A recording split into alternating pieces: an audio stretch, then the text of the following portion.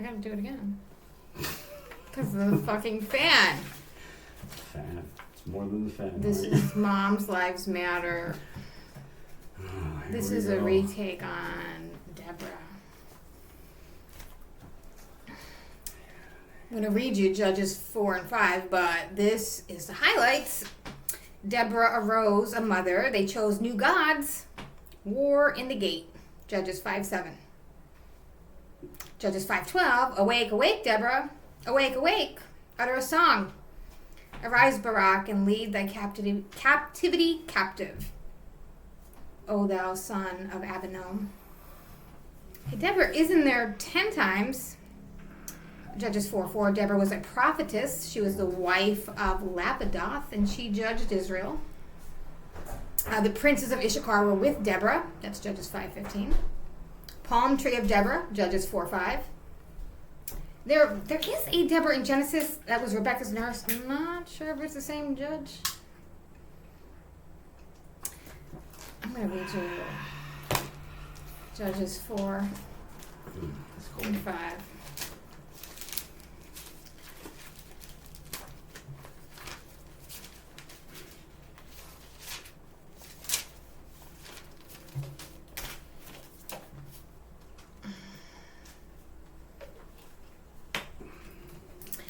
Okay. Deborah and Barak. Israel oppressed by the Canaanites. When Ehud died, once again the Israelites began to do what displeased the Lord, and the Lord handed them over to Jabin, the king of Canaan, who reigned in Hazor.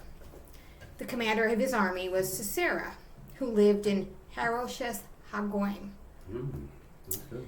Then the Israelites cried to the Lord, for Jabin had 900 chariots plated with iron and had cruelly oppressed the Israelites for 20 years.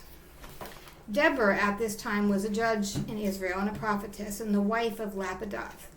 She used to sit under the palm tree between Ramah and Bethel in the highlands of Ephraim, and the Israelites would come to her to have their disputes decided.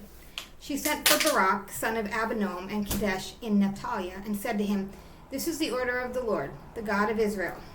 March to Mount Tabor.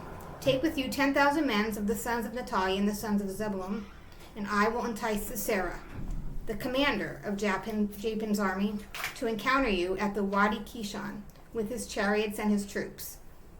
And I will put him into your power." And Barak answered her, "If you come with me, I'll go.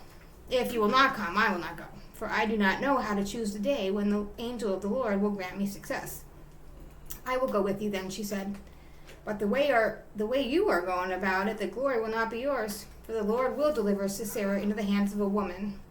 Then Deborah stood up and went with Barak to Kadesh. And there Barak summoned Zebulun and Naphtali, and 10,000 men marched behind him, and Deborah marched with him. Heber, the Canaanite, had cut himself off from the tribe of Cain. That's with a K in here.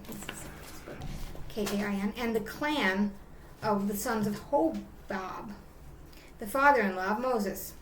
He had pitched his tent near the oak of Zananim, not far from Kadesh.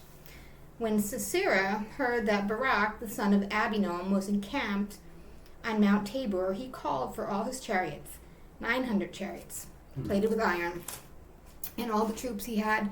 He summoned them from Harosheth Hagoyim to the Wadi Kishon. Deborah said to Barak, "Get up, for today is the day the Lord has put Sisera into your power. Yes, the Lord marches at your head." And Barak charged down from Mount Tabor with 10,000 men behind him. At Barak's advance, the Lord struck terror into Sisera and all his chariots and his troops. Sisera leapt down from his chariot and fled on foot. Barak pursued the chariots and the army as far as Harosheth Hagoyim, and Sisera's whole army fell by the edge of the sword. Not one man escaped. Sisera, meanwhile, fled on foot towards the tent of Jael. She was the wife of Heber the Canaanite.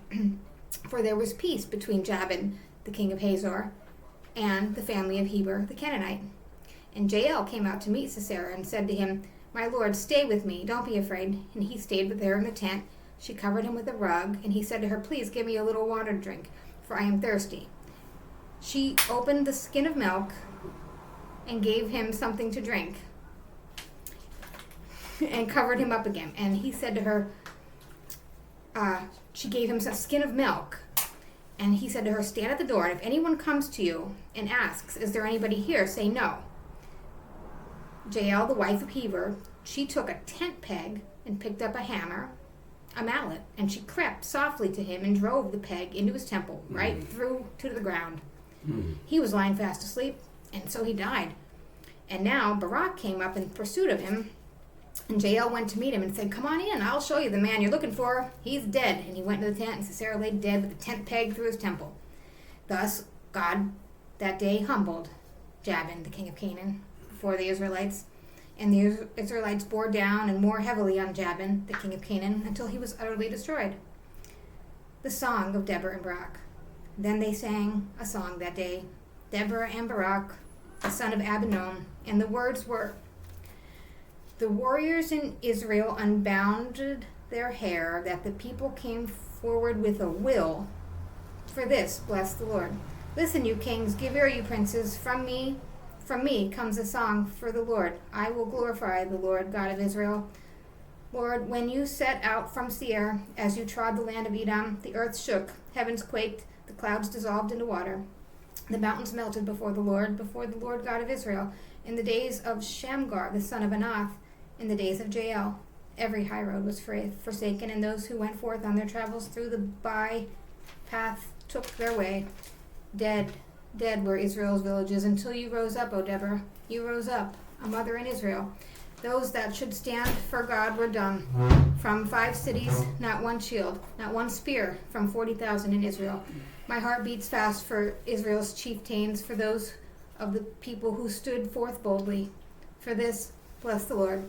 You who ride on white she-asses with your caparisons beneath you, and walk the highways, sing to the shouts of a rejoicing people gathered on the watering places, that they extol the Lord's blessings, the blessings of his reign in Israel. The Lord's people march down to the gates. Awake, awake, Deborah, awake, awake, declaim a song.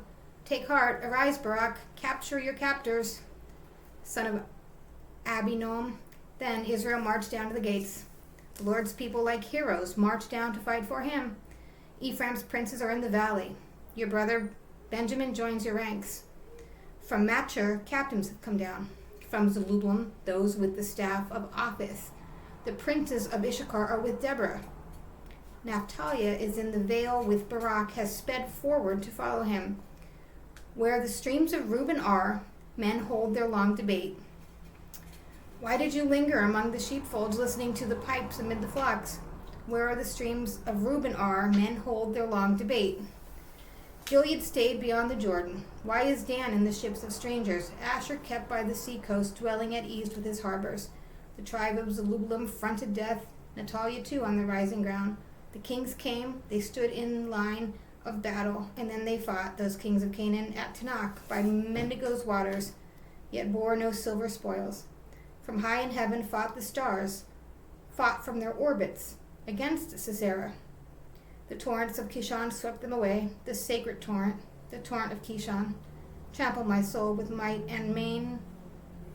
The horse's hoofs beat the ground, galloping, galloping go his steeds.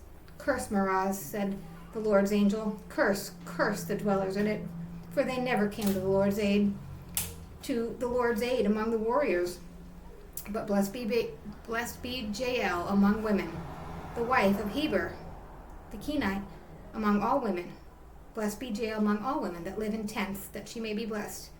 He asked for water, she gave him milk. In a precious bowl she brought him cream. She stretched out her hand to seize the peg, her right hand to seize the workman's hammer or mallet. She struck Sisera, crushed his head, pierced his temple, shattered it. At her feet he tumbled. He fell, he lay. At her feet he tumbled, he fell. Where he tumbled, there he fell dead. Through her window she leans and looks, Sisera's mother, through the lattice. Why is his chariot so long in coming? Why are the harnessed horses slow? Among her princesses the wisest one answers, and she to herself repeats, they are gathering doubtless, sharing the spoil, a girl, 2 girls for each man of war, a garment, 2 dyed garments for Sisera, a scarf, 2 embroidered scarves for me. So perish all your enemies, Lord, and let Those who love you be like the sun when he arises in all his strength, and the land enjoyed rest for 40 years.